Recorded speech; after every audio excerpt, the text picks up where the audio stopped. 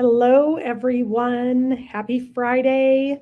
It is Erin and Brandon here, bringing you the agent investor portion of our education for the week.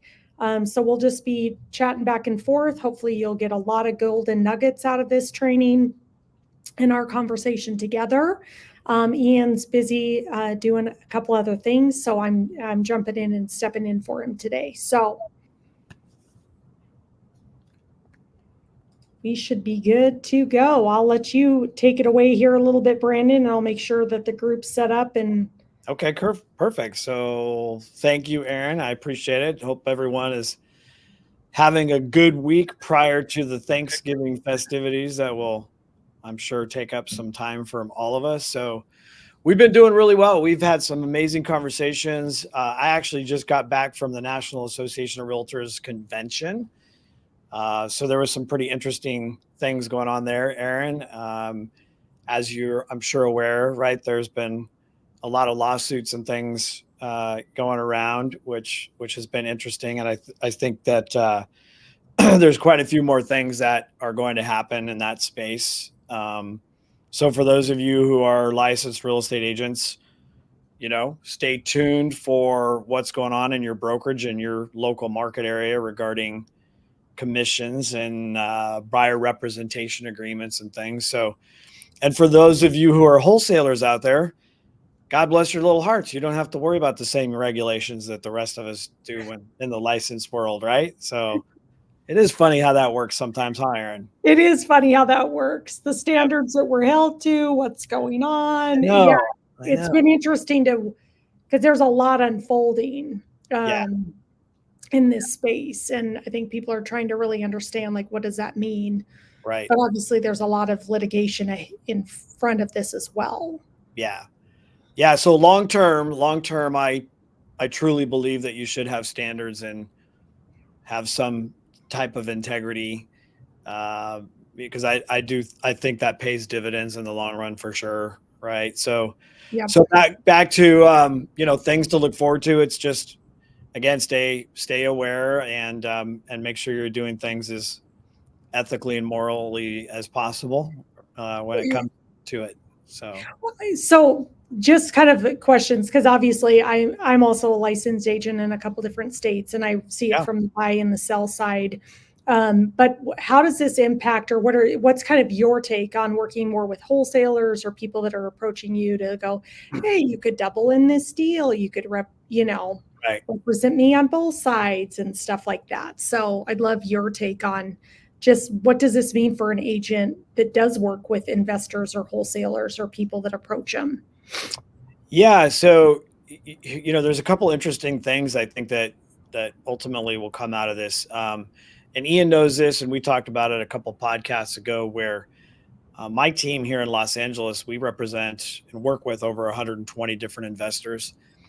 And of those, 92 of them have a license. And really the interesting thing is when I teach my class and I ask other agents, I go, well, why do you think these investors got their license? The most common response is they got their license to save the real estate fee. And I understand that perspective and analogy, except the fact is most of our agents or most of our investors that have a license will tell you that they just haven't found an agent worth paying yet. Mm-hmm. And Yeah. so not only is that sad, but that's the opportunity. So for the folks listening on our channel, if you're a licensed agent, the opportunity is to demonstrate to these investors why you should be an extension of their team and their real estate investing goals, because I think they really don't want to do all of the work that an agent should be doing for them. So that's one thing, Aaron.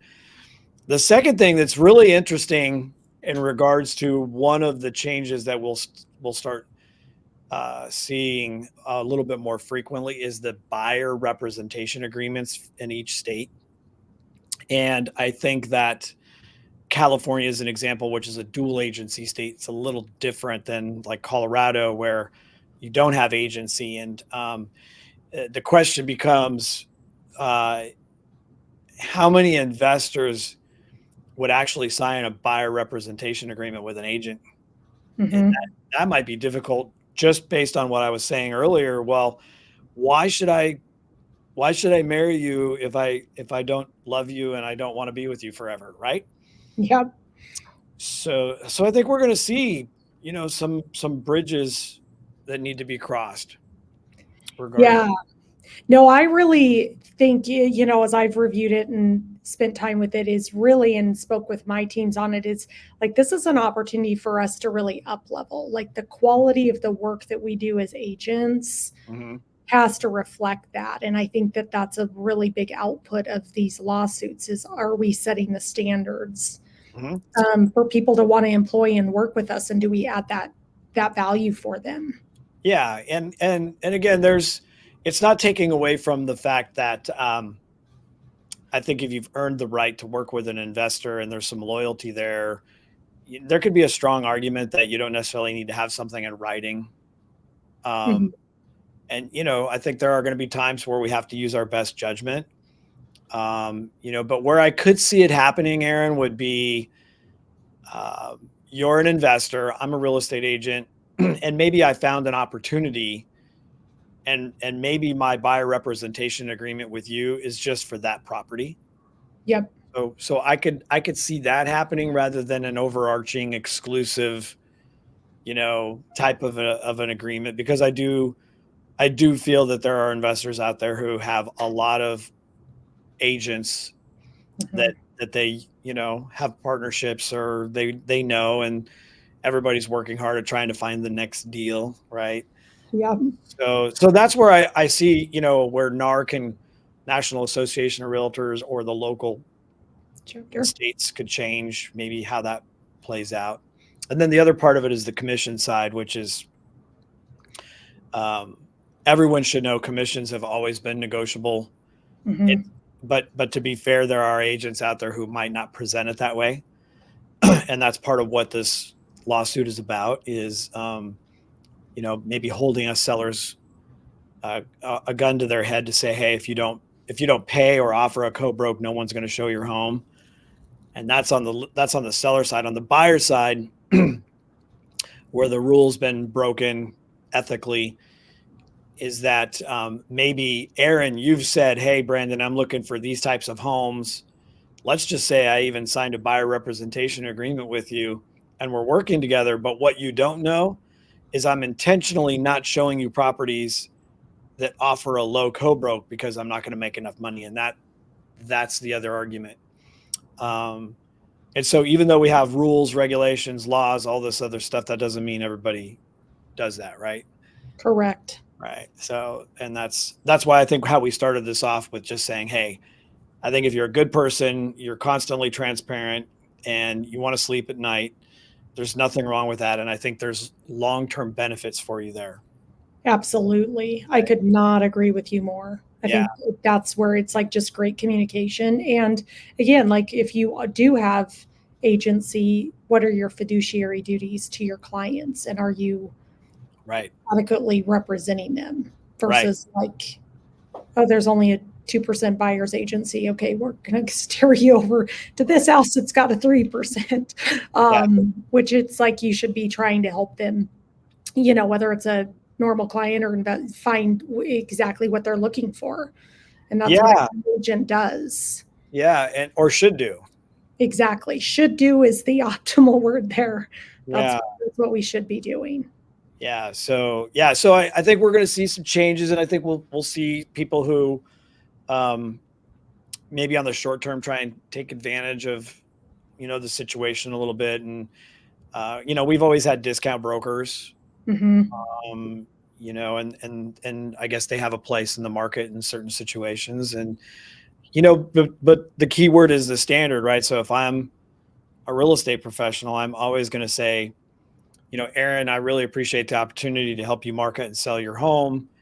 I want you to know, though, that I'm a for-profit business, which means what's important for me at the end of the day too is to be in business, and give you a breakdown. I mean, we've kind of always done that, but I don't think most agents do, and say, hey, on average, we spend 120 to 150 hours total with a client when we sell their home, and this is kind of how it's broken down. And I think I think if we could do a better job of explaining it, that way. You could have the same argument with a wholesaler for their fee, right? I still spend money trying to generate opportunities, and I have a cost of being in business. And even though you might see a lump sum of $15,000 or whatever the fee might be, it's not like you're necessarily making that as profit, right?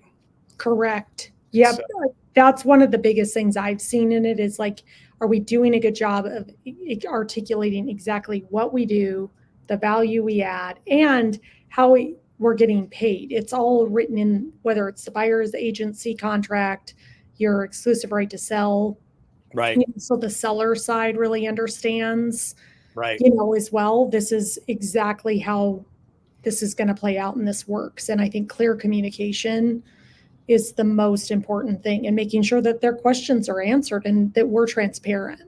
right, right. And sometimes it's hard to be transparent when you have bills to pay and you really need this closing that bad. That's where it crosses the line sometimes, unfortunately. And we'll see what happens. But I think that the professionals prevail, and the people who genuinely care about this as a career will be fine at the I end of the day.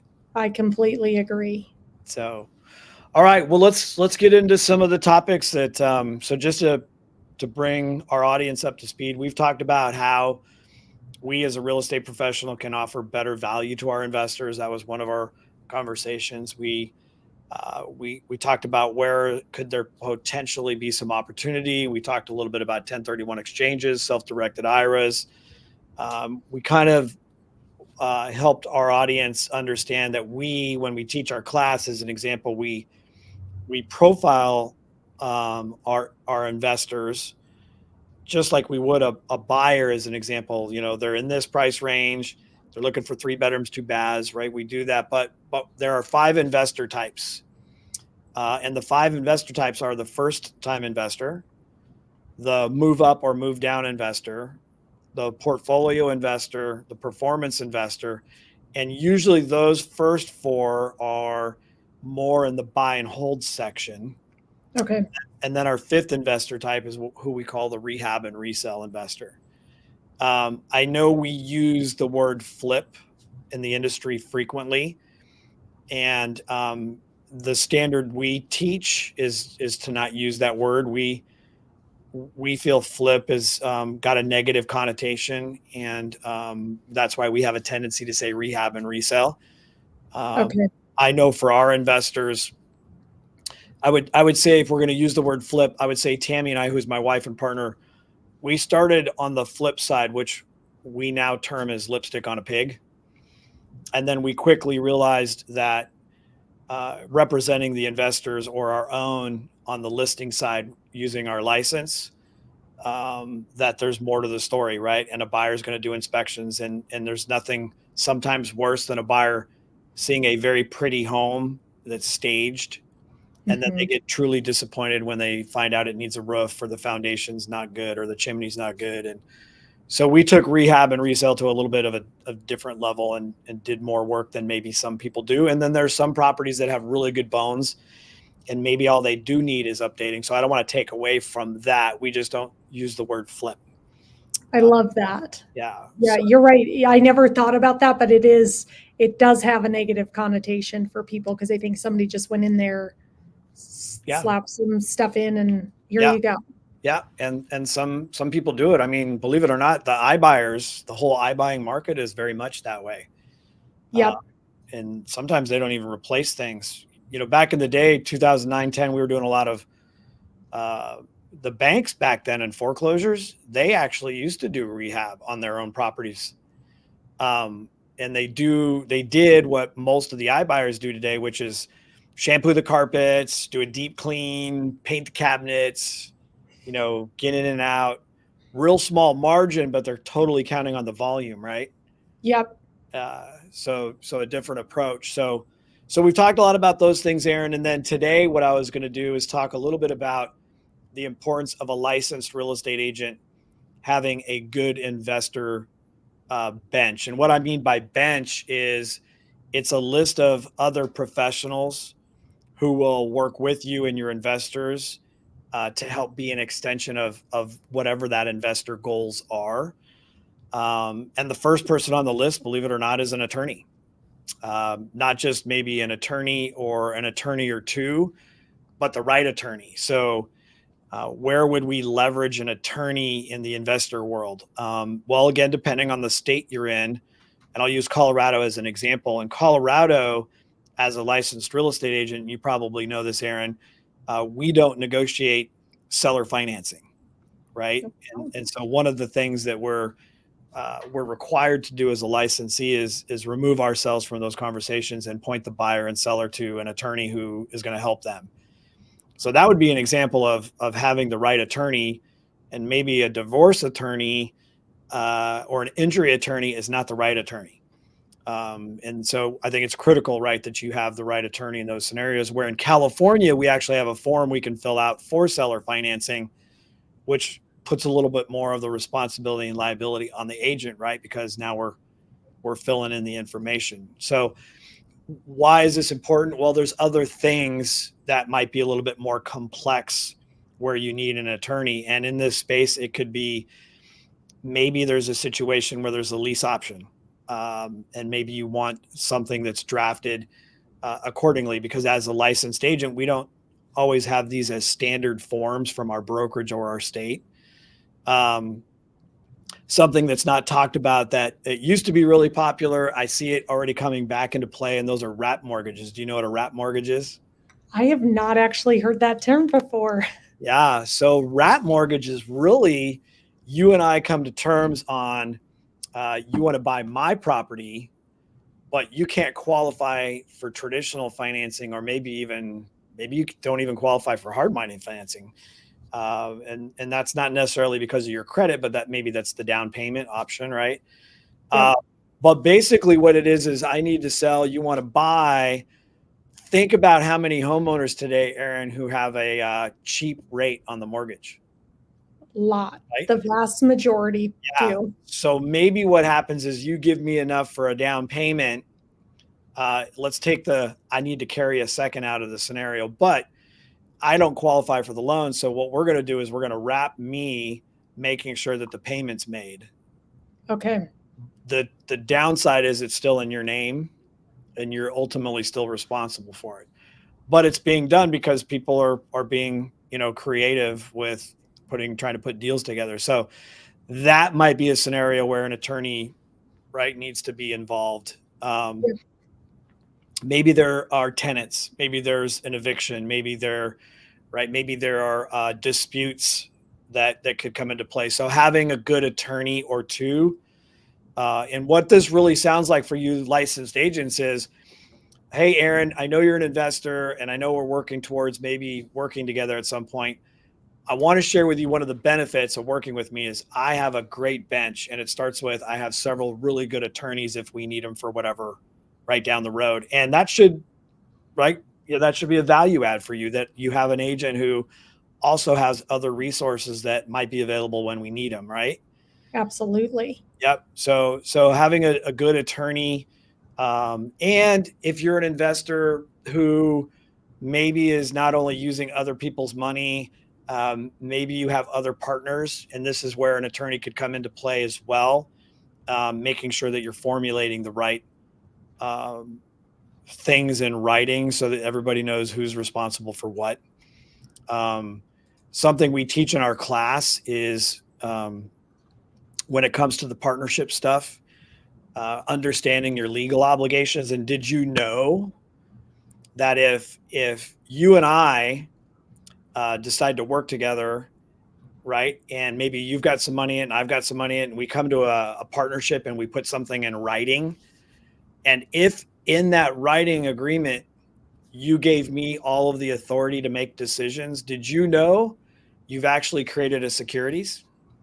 I did not know that. And most real estate agents and investors don't know that anytime you create something in writing where you're not allowing the other investors to be decision makers, you're actually creating a security. And that creates a little bit more risk and liability. And a lot of people don't realize that. So it's important. So Yeah. the attorney can be a good person to bounce off. Hey, here's a scenario. I have 4 friends. We're all putting in $25,000. La da da da. Maybe a joint venture agreement's the best thing rather than a partnership. An attorney would probably give you good advice. So that's just right there in a fail swoop, right? Who's an attorney? So how do we pick the right attorney? My first recommendation when you're interviewing attorneys is, are you a real estate investor yourself? Yep. Right. And I think that's probably a good question for anyone moving forward is qualifying whether you have the right people. Well, if they're already real estate investors, they're probably going to be more of an ally, right, than anything. Yep. And they'll understand the process more. Yep. So, yep. The next is who you should have on your bench is a good tax planner or accountant. What we have found historically is a lot of people have a CPA or an accountant. This is the language they use. In reality, these people are just filing their tax returns. And so they're not strategists. They don't necessarily maybe have a good understanding of the investor goals. So I encourage, if you're going to add accountants, which you should, or tax people, investors have questions that are tax related. And if you have the wrong person, that means they're given the wrong advice, which is probably going to prevent you from having an opportunity to create more investor business for yourself. And what do I mean by that? Well, if you have an accountant who really doesn't understand the 1031 code, as an example, then they're going to scare your investor away from doing something that might be a really good opportunity for them. So it is absolutely important that you have the right type of accounting. So they understand depreciation, they understand expense write-offs, they understand the difference between a capital gain and earned income. They have a vested interest in their clients' long-term goals for retirement, as an example. And a good tax advisor is going to be someone, again, who's an extension of the goals of that particular person rather than just someone who files income tax returns. yep. I'll give you an example of where we catch accountants not doing a very good job for their clients. And that's we've caught accountants who file tax returns on income property, but they don't fill out the Schedule E accordingly. And they're not getting really the depreciation benefit, or they're not really, getting the tax bracket benefits. And so again, it's important to have the right person there as well. Do you have recommendations on how to really find that or vet that out, or like questions to ask? Again, or do you also invest in real estate? But how do you really find those people that are going to make sure it's done correctly? Yeah. So on the accountant side, one of the questions, additional questions in addition to you invest in real estate yourself, is to ask them, what do you think some of the benefits of holding real estate long-term are? And see how they answer the question. Just as simple as that. Do you think it's good for someone who's holding a property for 10 or more years to do depreciation? Yeah, we're surprised how many accountants just have to stop and think about it rather than it's second nature. And so those to me are red flags. It's like a contractor, right? A contractor doesn't like to turn down work. So they're always going to say, yeah, I got time to do it. So you're asking the wrong question when it comes to the contractor. And we'll get into that in a second. The next or third, probably real good person to have on your bench are the right lenders. And so when it comes to the lender space, it's not about the traditional lender. It's not about your friend or the person you went to high school with that's really good at FHA loans. We're talking about the lender who really understands the DCSR type loans, the investor type loans, which means the potential investor buying that property, they're not personally qualifying. In other words, that lender, that loan is qualifying the property's potential to earn income. And that's good because a lot of people can't qualify in traditional sense, or or they genuinely might have too much debt, as an example, and they're not going to qualify in the traditional sense. So finding lenders who have these programs, especially in today's market, is huge. Finding lenders who understand, again, the investor side of things, maybe even the creative side. Maybe it is, Aaron, you're going to buy and cash flow a property, but maybe for not more than 5 years, right? Well, there's nothing wrong with that strategy, but maybe a 3 or a 5-1 ARM is the best for that strategy, especially in the rate sensitive market we're in, because you want the property to cash flow, right? That's a responsible way. So that's an example on the investor side. And then there's hard money and private money. And I think a lot of people confuse the two. Our definition, most hard money lenders are actually licensed and regulated. So most hard money lenders have a more regulated process of how they lend and what types of properties they lend on. Most hard money lenders are really only interested in lending to LLCs, as an example, where private money is traditionally, literally, Erin is the lender and she's not necessarily regulated because she's not licensed in that sense, right? Mm-hmm. We talk about having the right people. There are individuals out there who have zero problem lending money on real property from a private perspective, right? Because there's a lot of benefits to them, and maybe that's their wheelhouse and they don't play in the stock market, right? As an example. And private money is a little different, and it could be amortized over 15 or 30 years. So the payment's lower, but then it might have a 3, 5, 7, 10-year balloon, Mm-hmm. a little bit of a different strategy. But why all of these lenders are important is because if they really do work in the investor space, they also know other investors. They also know other private money people. It's really a small world at the end of the day. And like most lenders, they're not making money unless they're lending money. So don't let the interest rate or the headlines scare you. It's all about cash flow. If the numbers make sense, it shouldn't matter what the rate is. It shouldn't matter any of those other things. It just needs to tie into your exit strategy and your overall goal with that particular property. Would you agree with that? Absolutely. I totally agree with that. Yep. So having good lenders is important. Believe it or not, this is one that I think a lot of agents fail to find and have on their bench, and that's an appraiser. Um, you know, not not every appraiser just specifically works for a bank or a servicer. They do other appraisals on the side. And what do I mean by that? Well, a lot of these appraisers do appraisals for estates that aren't on the market. They do probate. They do, right. They're constantly in the trenches of providing value. Even if you get a hard money loan and do a really good job of providing your hard money lender with comps to get your ARV, doesn't mean that hard money lender isn't hiring an appraiser, right, to also Yeah. give an opinion of value. So there are going to be circumstances where, believe it or not, having one or two appraisers on your bench can come into play. And maybe in that same scenario, your investor doesn't believe your ARV. So maybe having a good appraiser partner can help you substantially, justify what you're trying to do, right? Yeah, exactly. Yep, appraisers. The next one is a title company, having a good title company or two. And again, not necessarily in the traditional sense, but do they work with investors?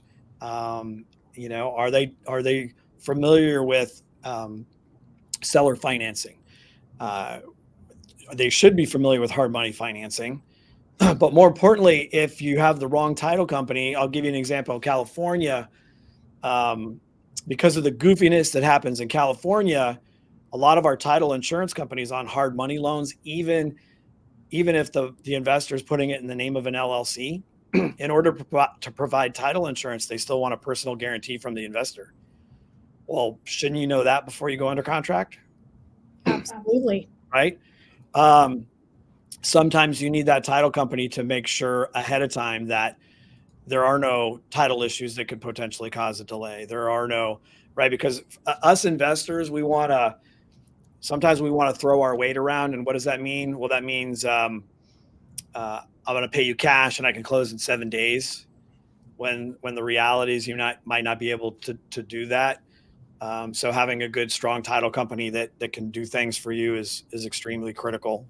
Um, and then an insurance professional. I think we forget as real estate agents, well, what other value can we bring to our investors? Well, if I've got a good insurance team, maybe you're in a flood zone, maybe you're not. Maybe you need a little bit more liability coverage because you're getting ready to do a rehab and a resell, and there's 50 different people walking in and out of the job. Well, that's just the people that are working on the house. Well, what about the neighbors that stroll through at 9 o'clock at night? Yep. Right. So do you have the right coverage? What is the right coverage that your lender is expecting? Sometimes we fall short of that. So insurance, I think, is a good person that you should have on your bench. We talked a little bit about contractors. So contractors for us is there are different types of contractors. There are general contractors, and those are great because they probably know a lot of the subcontractors. But Mm-hmm. not every property needs a general contractor. Maybe it just needs a good plumber, electrician, whatever.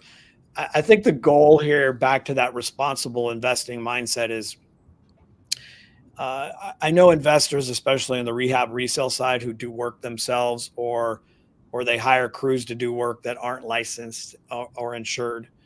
And so the question becomes, well, I get it from a cost perspective.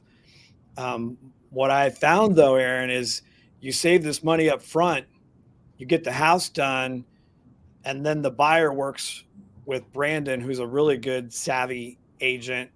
And then I start asking the listing agent for permits and a copy of the contractor's licenses, and then you can't provide it. Well, then your negotiation leverage changes a little bit, right? Because now, so now you didn't really do everything on the up and up. So what does that change for me? So I think having the right contractor in the right situations is good. Understanding the differences between the general contractor and the subcontractors is important. Here's what I would recommend to the audience, and that is when you're a newer agent and you're trying to build your investor business and you're trying to meet investors, sometimes you don't know the math and you don't necessarily understand what it costs to remodel a home. Mm-hmm. And we want to use our contractor friends to give us estimates. I will tell you that the more you get estimates from your contractor friends and you never give them work, the more damaging it's going to be to the relationship. Yep. So make sure when you're getting estimates that you're trying to also throw them a bone and have them get a job here or two, because that's an important part of that relationship. Would you agree? Absolutely. Like it's a give and take. Like you want to give as much as you can and hopefully then what they can give back to you. So Right.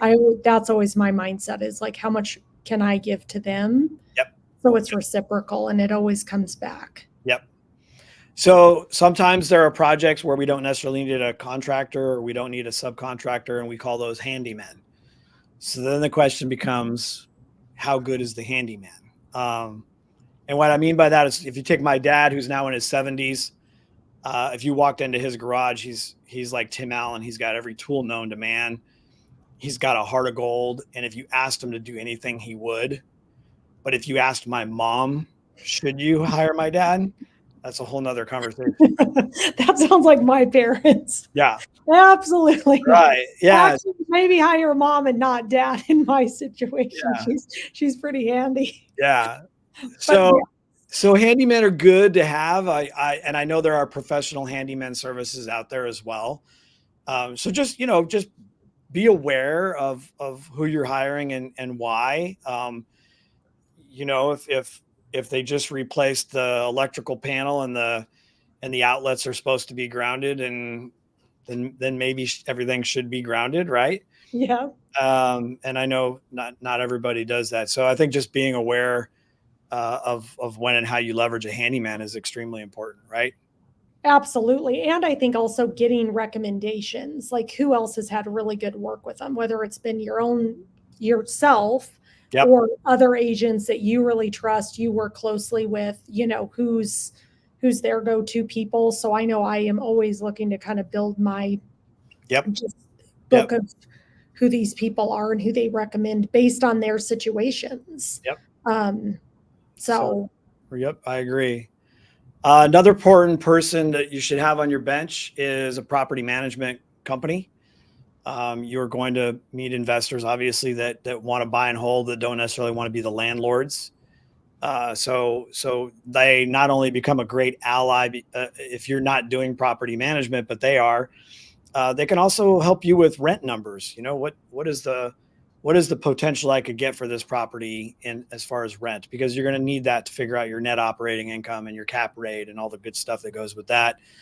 What I would caution you on is making sure that the property management company, it's crystal clear that these are your clients, and that if they want to sell their property or buy more property, that they're coming back to you, and the property management company is not steering them to themselves. So you need to make sure you're on the same page with a property management company. There are property management companies out there that only do property management. They don't do sales. And that's good too, because that's hopefully what you're in the business for, is to help your investors buy and sell. That's how we make our living, right? So you don't necessarily want a property management company stealing your business away from you. Cleaning service. So, I haven't met an investor yet who really didn't need a good cleaning company. And why is that important? Well, if it's on the rehab and resale side, we obviously want the property to look as clean as we possibly can. First impressions go a long way, right, for a buyer, whether it's the staging or the cleaning. Yeah. And interestingly enough, it's the same with the rental market. Most people, whether they're going to rent or buy, when they walk through a property and they see one or two things that they don't like, guess what they start doing?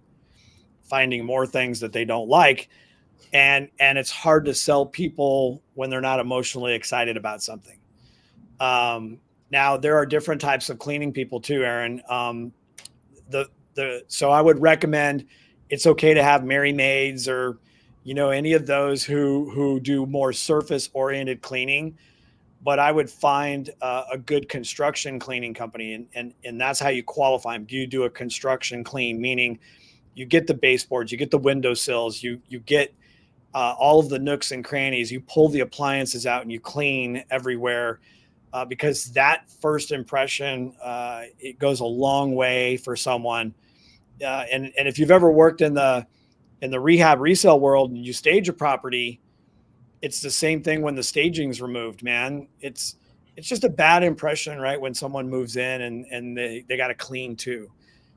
So, I encourage that you make that part of your budget, and know the differences between that. And then the third, you really got to ask for windows. Do they do windows? Oh my goodness gracious. There are cleaning companies that just absolutely don't do windows. And man, if you've got the right property and it's got a little bit of a view, or, really manicured lawn, and that's part of that feeling and that vibe, man, you want them to be able to see through the window and fall in love with it. Right. Exactly. Yep. So cleaning company. And believe it or not, kind of the last one, which might sound kind of crazy. And that's a good landscaper or land manicuring company. And the two are different. There are people that are good with lawn maintenance, but that doesn't mean they fix bubblers and that they can move trees around or plant grass. They're just good at manicuring. And then the landscapers are good at typically the infrastructure, or in some cases helping paint the vision of what you're going to do after a remodel, right? My wife, Tammy, was always responsible when the properties were done. She was responsible for landscaping and staging. And she hated me and our investors because we ended up spending all the money on the house, and then she had no budget left, right? And then they're trying to figure out how to make it look pretty when somebody pulls up, and so at least have some kind of a budget. But a landscaper can at least do more than a typical lawn maintenance person, right? Yeah, exactly. If you have sprinklers that need to be repaired or put in, whatever you're doing. Yep. And that curb appeal. I mean, again, you talked about that first impression inside with being clean. Yep. Sometimes people don't think about, you got one, when people drive up, to see that house, once it's been rehabbed, and Right. they want to know, like, I'm walking into my dream home, and what does that first impression look like outside? Right. Yeah. Yeah. And then the last one is a good trash out company, someone who knows how to just get rid of stuff that's been left behind. And that could even be landscaping. There's properties that we've gone on that have just been an absolute jungle, or maybe the bushes are holding up the fence and you didn't know it, right? And you tear the bushes down. Now you need to replace the fence. And so having a good crew that can do trash out, clean out, goes a long way as well. And I'm not talking about the demo stuff. I'm also talking about people leave stuff behind, right? Yep. So how do we get rid of this stuff? We have a great crew here, and we actually use that as part of our negotiation when we're making offers on property, which is, hey, Aaron, here's my offer. It might seem a little low, but I want you to know we'll take care of just cleaning everything out. You don't have to worry about doing anything. The seller can just take what they want and go. Yep. So that, which is so important. yeah, Usually, when you're buying properties like that, most of the time they're ready to just vacate and leave. yeah, they always end up leaving stuff behind anyway. I've had interesting things left behind. Yeah. Like, hey, okay, I guess it's like, who are we calling? 1-800 got junk. Right. Who's coming over to get that stuff? Well, and it's funny because if you think about, right, you're licensed in Colorado and Utah. Yep. Well, how many times have you closed on a property and there's a foot of snow, and then the snow melts and there's all this stuff in the yard that nobody knew was there, right? It's happened. Yeah, Several times you're like, oh wow, okay, right. it's like that's got to go too. Right, exactly. So those are my tips for how to build an investor bench so that you provide more value to your investors, and don't forget, all of these people are people you should be asking for referral business from as well.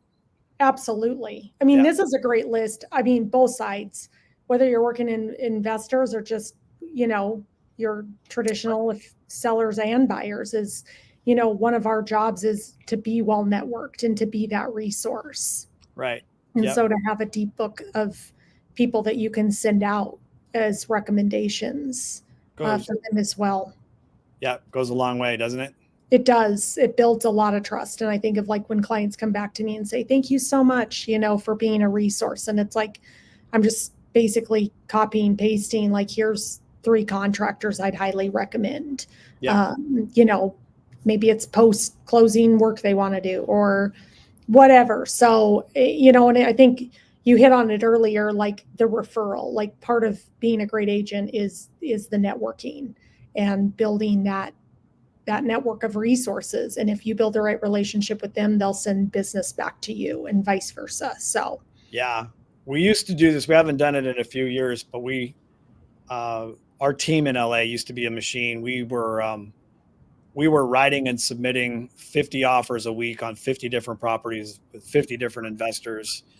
And so you really learn at a high level how to negotiate, how to make people get off the fence, and a ton of things. And so, to your point, what my wife did is all of the list of vendors that we talked through, she kept tabs on how many people we referred to them.